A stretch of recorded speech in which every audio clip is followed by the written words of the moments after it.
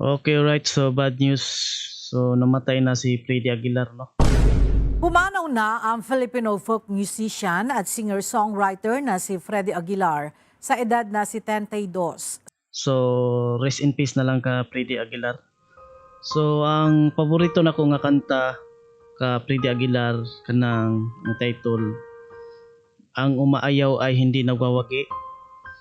Matalo sa ngayon, may bukas na naman.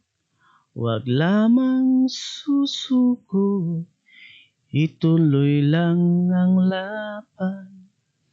Ang umayaw ay di nagwawagi.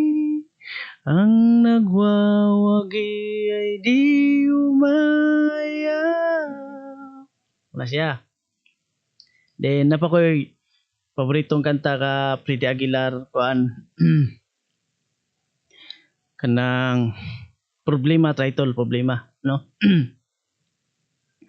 Sari-saring problema sa ulo mo'y tumututa. Tumawa ka, bakit hindi? Tawanan mo ang iyong problema.